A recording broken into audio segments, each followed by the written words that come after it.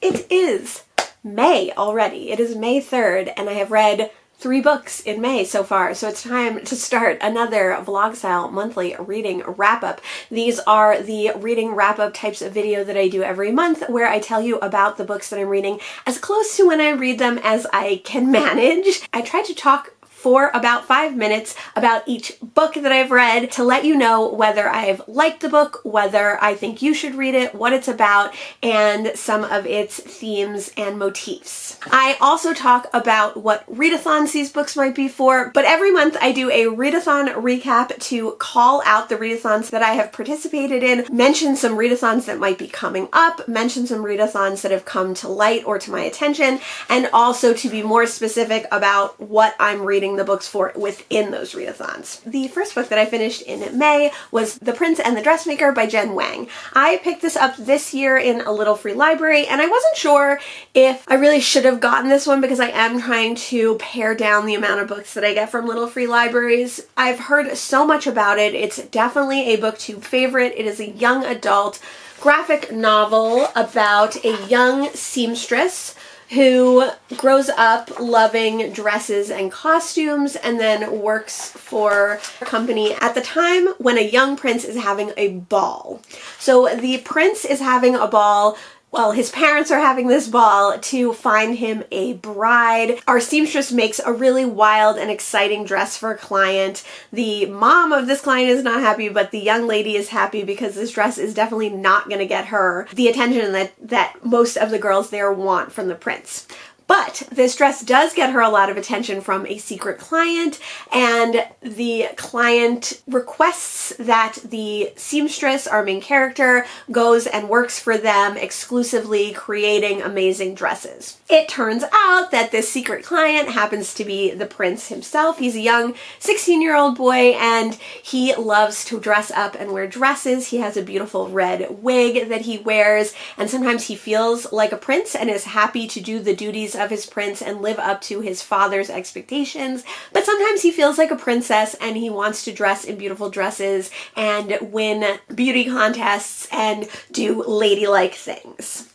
So the story is all about how they meet, how they become friends, and the idea of how they now have this big secret that they have to keep together, because the prince is worried that if anyone ever found out that he wore dresses and sometimes wanted to be girlish, that his position in the monarchy would be dismantled and no one would take him seriously. This is a super heartwarming, sweet, adorable book. I definitely cried. I find that when a parent loves their queer or transgender, non-gender conforming child and shows them how much they love them, it just like sends me into tears always. Last month I read Felix Ever After, and the part that I cried at was Felix's father accepting and loving him, and the part that I cried at in this was definitely the same. It was the love and support that the prince gets from his family after the secret is finally revealed. It's really adorably drawn. It's very cute. It's got, you know, lovely colors and very expressive faces and everything, and I just think it's a great little graphic novel. So adorable, so wonderful. I definitely highly recommend. Whereas last month I read some YA, and the YA really got to me, like the angsty teenage nature of YA really got to me. I didn't feel that at all in this book, and I really liked it. I would definitely compare this one to Heartstopper in its pure joy, but with more serious topics involved as well. The next book that I read was Moonlight Shadow by Banana Yoshimoto. This is a very short novella which is added to the end of my copy of Kitchen. So last year I read Kitchen by Banana Yoshimoto, and I thought it was okay. I didn't love it, but I always intended to go back and read the other short novella. Moonlight Shadow was written before Kitchen, and it follows our main character, Setsuki, who has recently lost her boyfriend to a car accident, and she's not taking it very well. She's not eating, she's not sleeping. When she does wake up from a sleep, she feels completely devastated all over again. So she goes running early in the mornings to kind of tamp down her feelings. She runs to the bridge where she last saw her boyfriend every day, and she kind of wishes that she could see him again. She is not getting over this loss. She shares her emotions with her boyfriend's younger brother, who not only lost his brother, but also lost his girlfriend in the same car crash. They share this deep sadness, so although they're trying to help each other, sometimes they are also reminded of the tragedy. One day, Satsuki sees a very odd person on the bridge after she's gone running, and this person says, if you meet me at a certain time in this certain place, you'll see something amazing. Although she won't tell Satsumi what she's going to see, Satsumi has an idea that she might be able to be reunited in some small way with her boyfriend. So that's the basic premise of this story. There's a little bit of magical realism in there. There's definitely some heavier topics like disordered eating and starving yourself out of grief. And I really, really liked it. I liked it better than Kitchen in a lot of ways. I remember when I first read Kitchen, I really struggled with it and I didn't love it. And part of the reason that I didn't love it, I thought, was the translation perhaps. But these were both translated by the same person, Megan Bacchus. I didn't struggle the way I did with the language in Kitchen in Moonlight Shadow at all. Maybe Kitchen was just written in a way that I didn't connect with as much, and I felt more connected to Moonlight Shadow. At the time, I didn't think I would reread Kitchen, but now thinking back on it, I think I probably will at some point because of Moonlight Shadow, and also because ever since reading Kitchen last year, I definitely still think about aspects of it, and it also dealt with a lot of grief and how to make connections after grieving and how to move on with your life, which is what Moonlight Shadow is all about. This is a very short book, only about 48 pages, but definitely a worthwhile translated novella to check out. The next book that I've read so far in May is Below by Laurel Hightower. This is a horror novella. It's only about 106 pages long, and it is Laurel's third work. I haven't read any of her other books, but she's very well known for Crossroads. This book follows our main character, Addie, who has recently gotten divorced a few months ago, but she still hears her domineering husband's voice in her head. This voice still tells her all the things that she can't possibly do.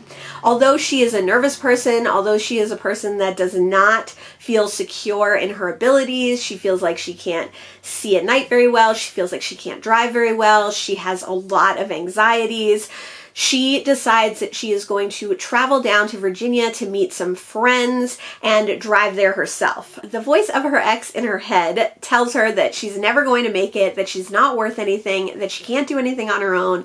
And sometimes she doesn't believe this, but sometimes she finds this voice almost reassuring. When she's on the drive and her car starts acting oddly, she stops at a rest stop, and when she goes to get back on the road, the weather is getting bad, it's getting darker and darker. She's even more anxious and nervous and worried about this drive. A very respectful truck driver tries to see if she's okay, and she's unsure whether to trust her instinct to trust this man. Agrees to follow him across the worst part of these twisty Virginia roads. The truck jackknifes and goes off of a bridge.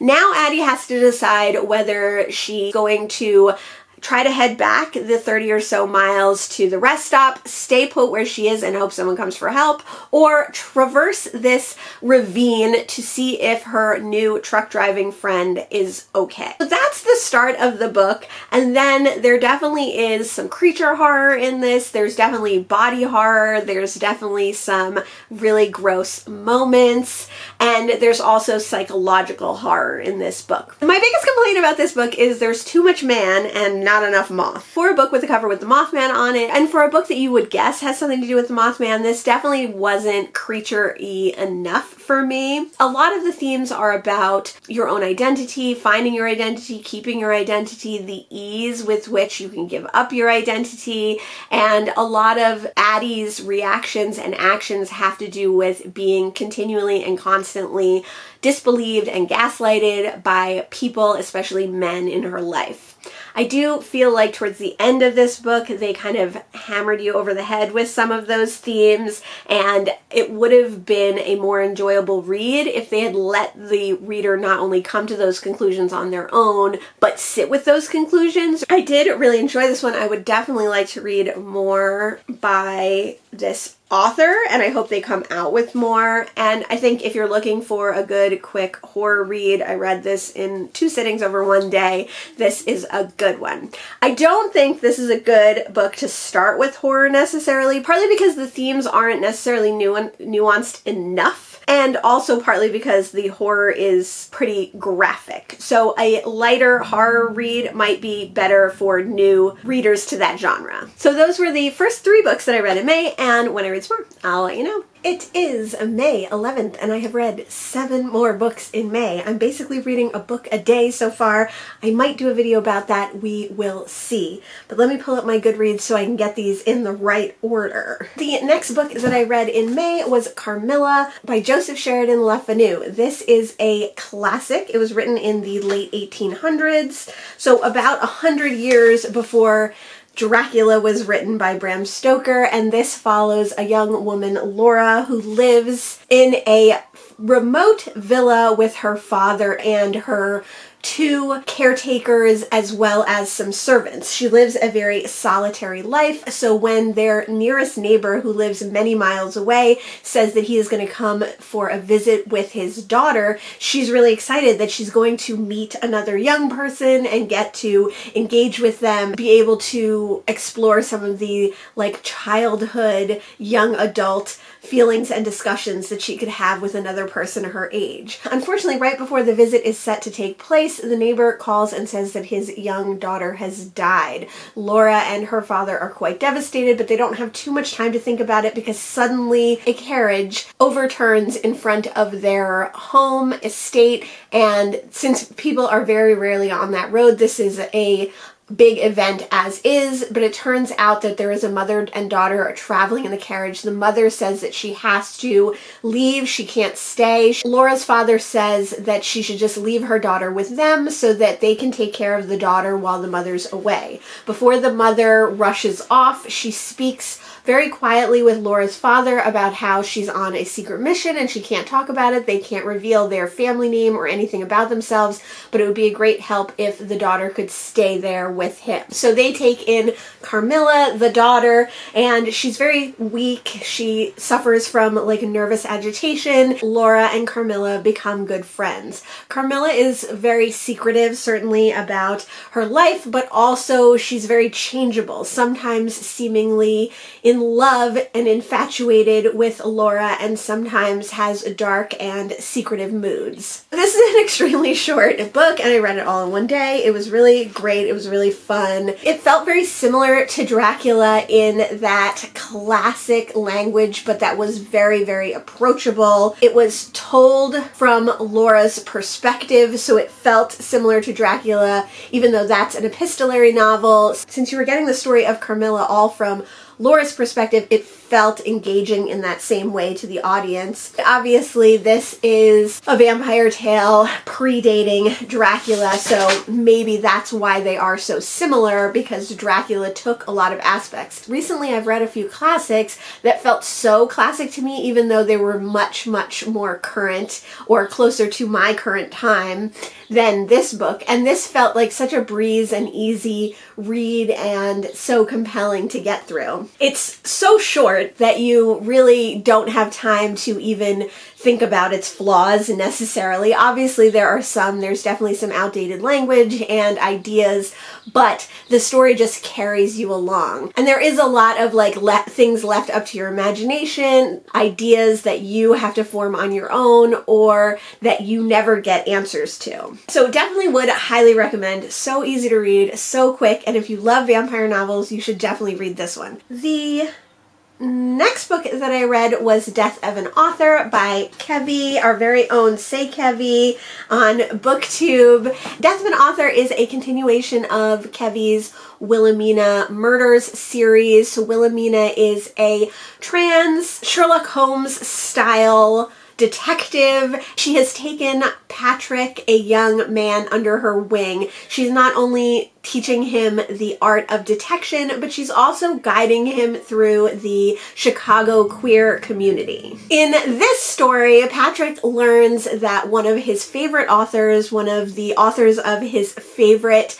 children's series, dies, and it seems that she is murdered. But unfortunately, this author is a well-known TERF, a anti-trans feminist. Although he is very upset and he goes to Wilhelmina to plead with her to solve the author's death, Wilhelmina denies him because she's happy that this author has died and will no longer spread trans hate around the world and will no longer be able to influence people in that way. Patrick does convince Wilhelmina to look into the murder, and in the classic armchair style, Wilhelmina takes in all the information and evidence that Patrick has gathered to solve the mystery from the comfort of her office. This is a very, very short story. You can read it on Medium. I will list that linked down below, and you can watch it on Kevy's channel where she performs it. I really liked seeing Kevy perform this one. I read the first Wilhelmina story physically and then watched Kevy perform this one. And it's great because there is a lot of like breaking of the fourth wall in these stories. So actually seeing Kevy perform it and break the fourth wall adds an extra layer of interest. This was also an interesting one because Wilhelmina is so caring and loving and accepting of a person, but she shows so much hate towards this author, and so it really adds another layer of depth to her character. Maybe not one that I'm super happy of, like I don't want anyone to wish anyone actually dead, but I think it does all come around. But that Wilhelmina is definitely a good person, and even if she has thoughts like that sometimes, she fights for the force of good. In both of the Wilhelmina stories so far, it's interesting to see Patrick kind of grow and become a larger part of the queer community and kind of have to decide where his allegiance lies, because both of the stories so far have really been Patrick bringing a case to Wilhelmina. So I wonder if that will always be the case in these stories. And with each case, we learn a little bit more about Patrick's background. So it's interesting to see that he was a fan of this super popular series and that even the bad behavior of the author wasn't enough to turn him against it until he learned more. They're a little more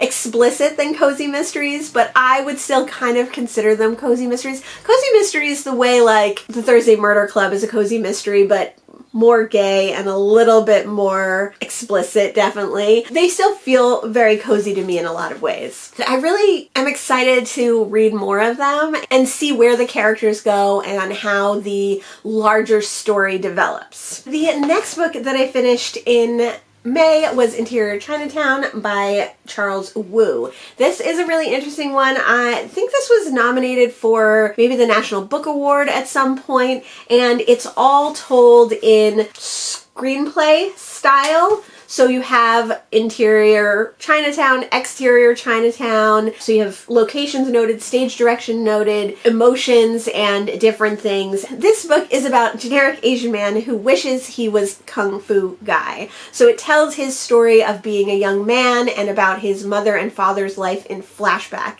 It tells about how these Chinese American men and women found themselves in San Francisco Chinatown, how they fall in love, how they had a son, and how their roles have changed all the times that they've been living in America. And then it follows their son, generic Asian man, as he tries to rise in the ranks of all the different roles that he could play to what he sees as the ultimate role, which is Kung Fu Guy, the guy that everyone looks up to, the guy who's on every episode of the show and who is really seen for who he is. As the story progresses, generic Asian man discovers that he's never going to find out who he really is if he relies on other people's expectations and perspectives to tell him what role he needs to play.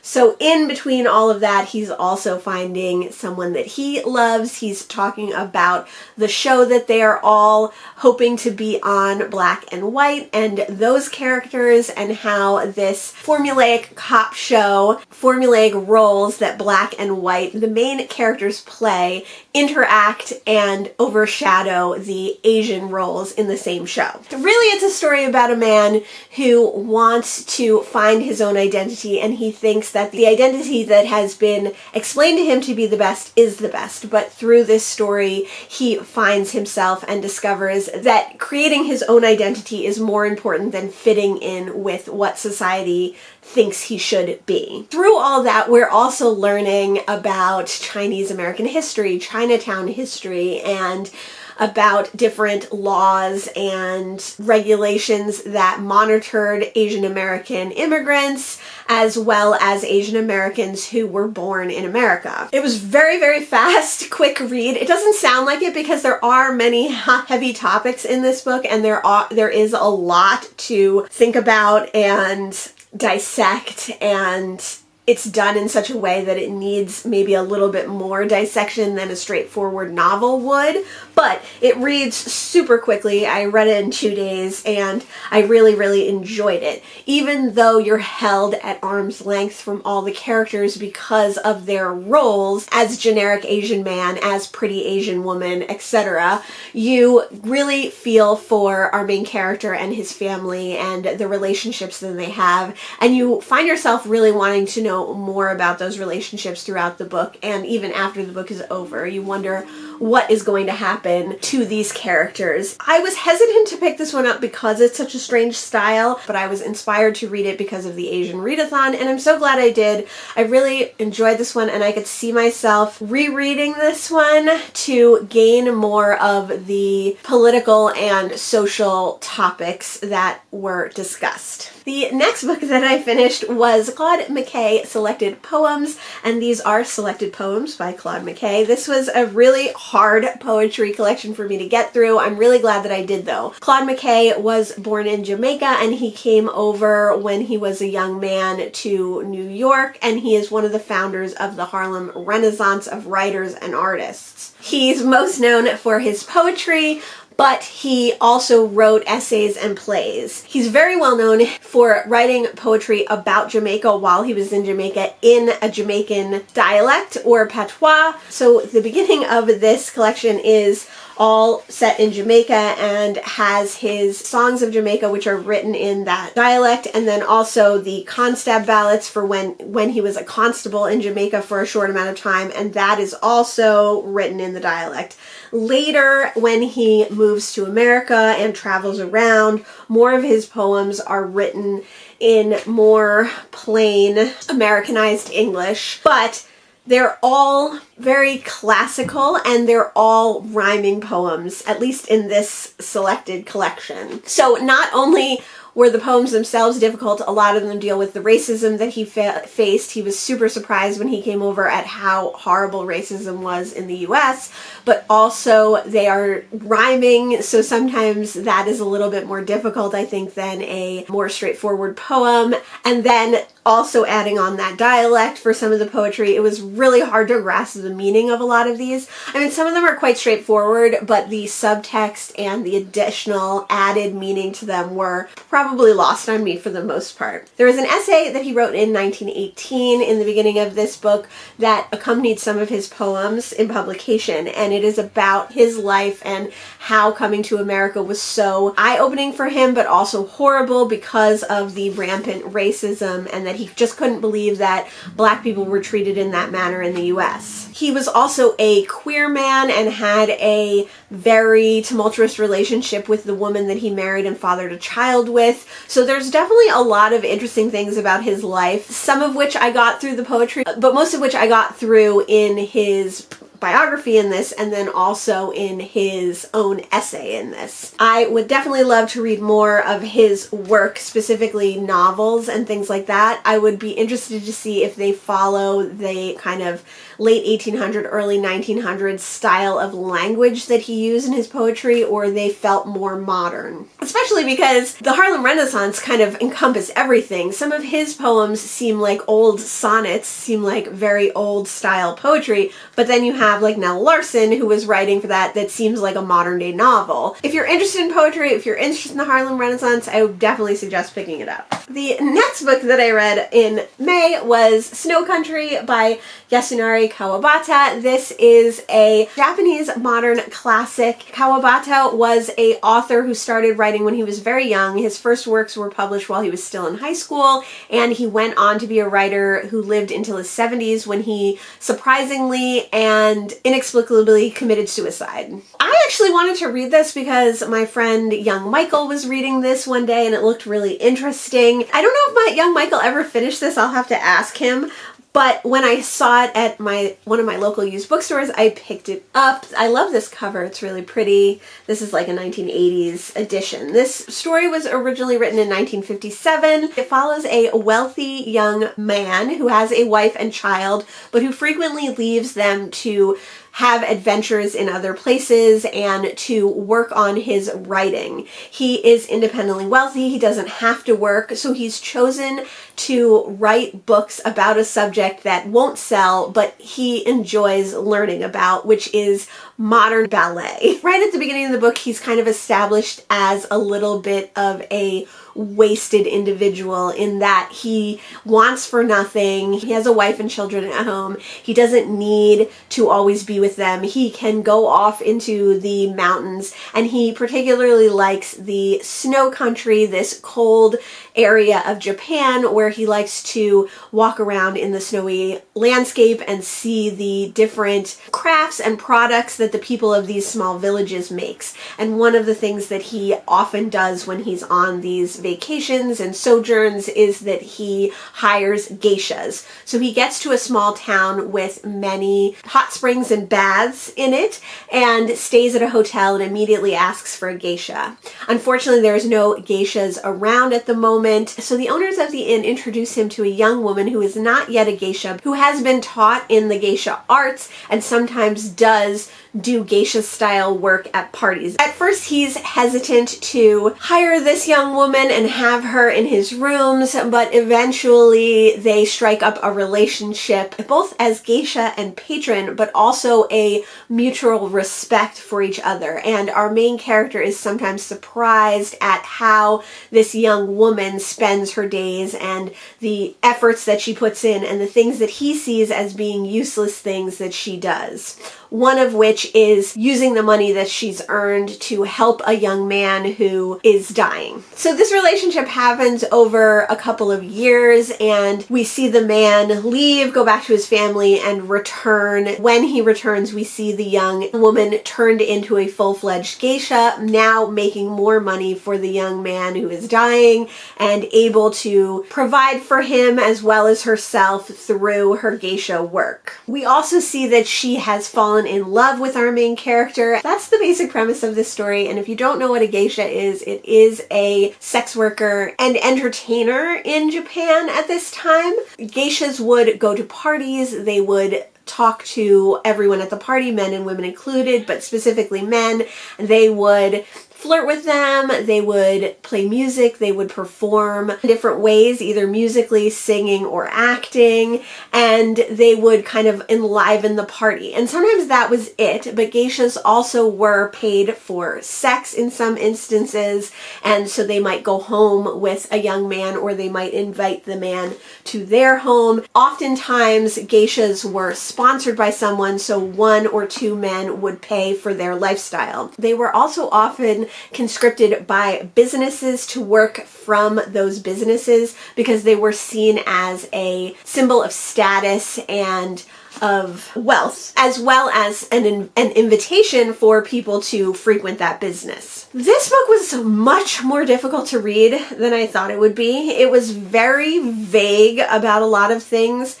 It often felt like the conversations that their two main characters were having, or even what was happening between them, was like cut off unintentionally, although I do think it was intentional. It could be the translation of this book. This book was translated by Edward George Seidensticker, and he's well known for translating Kawabata's work, so I don't think that's it. But so many things went unsaid in this book that it was difficult to read. It was very confusing. Everything about sex and the sexual nature of their relationship was not talked about at all, so it was hard to tell what was actually happening, like physically happening in the scenes, because they were being so coy about what they were talking about. Sometimes they would say things that didn't feel physically or spatially possible because they were avoiding saying that they were having sex, which was very confusing. I'm not a huge fan of like a lot of sex in books necessarily, but like you don't have to make it so that the book is unreadable or incomprehensible by not talking about sex. Also, there were different things like we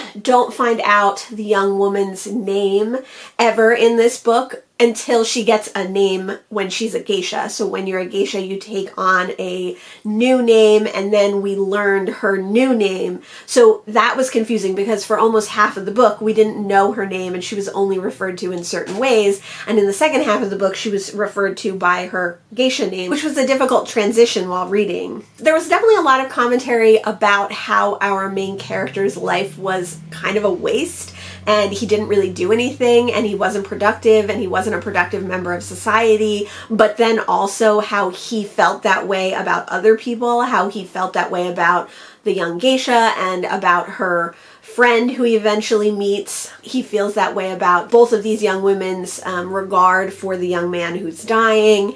And so there's definitely a lot of exploration of our main character being judgmental for things that he's doing, but never internalizing those connections. I think this book was definitely also of its time in a lot of ways because of how the geisha's feelings for the main character were presented, and even though he's not a very nice person, he's not that great, he doesn't want to take care of, he doesn't want to be with her long term, she's like hopelessly in love with him. So I think there were definitely some outdated ideas of like female loyalty and the idea of women falling head over heels and maybe doing the wrong things for the wrong person. But what I did think was interesting was that this book is clear that like geishas are not looked down upon, that this is a job and occupation of status, not something to be ashamed of. They are honored people and they are high in the kind of social rankings. I liked that aspect of it. I've mostly only read American takes on geishas, so it was interesting to see a Japanese book written about geishas. Overall, I did enjoy it. I think there are a lot of interesting aspects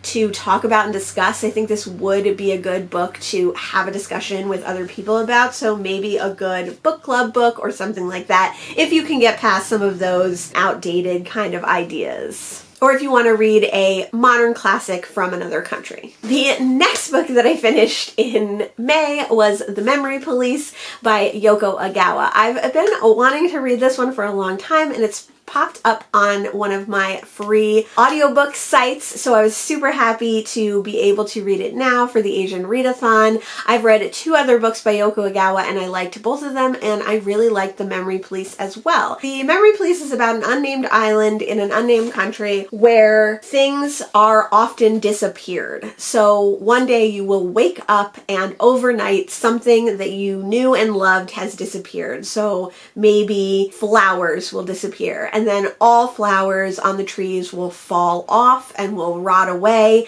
and any flowers that you have in your house you have to get rid of, any pictures of flowers that you have to get rid of. At the same time that you're having the urge to get rid of these things, your memory is completely erased. So you might remember your rose garden as you're cutting all the roses down to throw in the river, but the next day you won't even remember what a rose was, you won't remember how it smelled, you won't remember how it looked, and you'll only have a vague sensation if you see a depiction of it or if someone tells you about it. So supposedly in this village, everyone loses their memory at the same time in the same way, but there are exceptions to this rule, and there are people who still remember things even after they've been disappeared. That's where the Memory Police come in. The Memory Police are a kind of unknown military force that come in and make sure that you've destroyed everything. So if, say, scissors disappeared, they would come into your house randomly and make sure that you threw away all your scissors, that all your scissors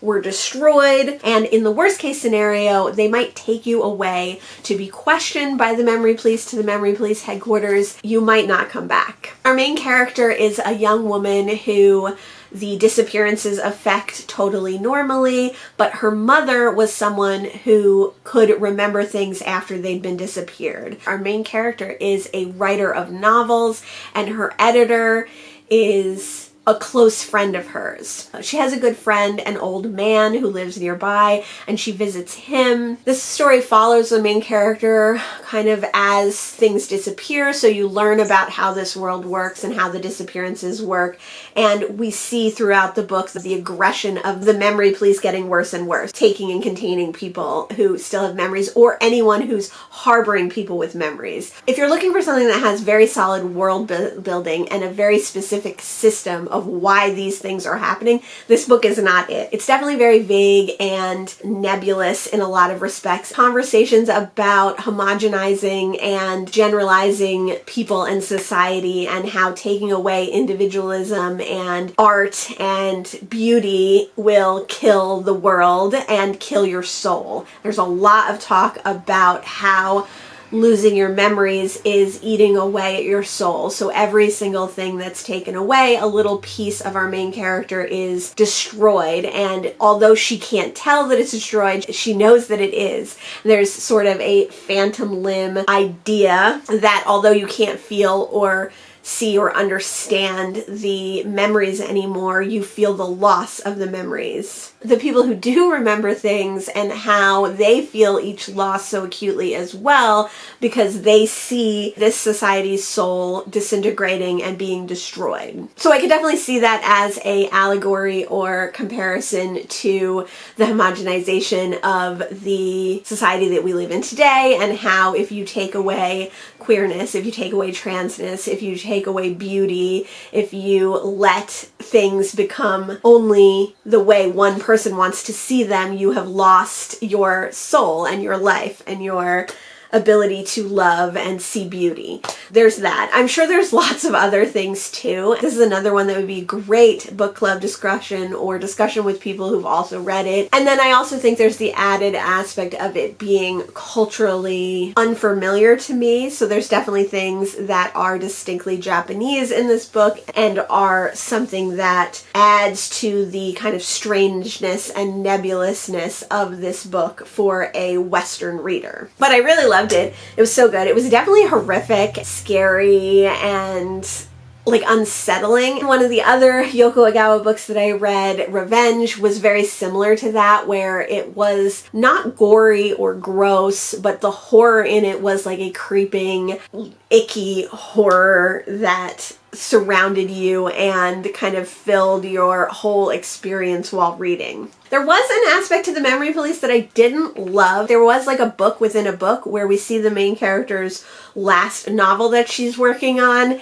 and some of the times we are reading that book, and that book is paralleling in a lot of ways things that are going on in the main story. Maybe because I read it on audio, it was quite jarring to be thrown into those book within a book sections. I think I understand why it was there, and I think I understand the parallels to the main story, but I don't think it was necessarily necessary for the main story to have that aspect.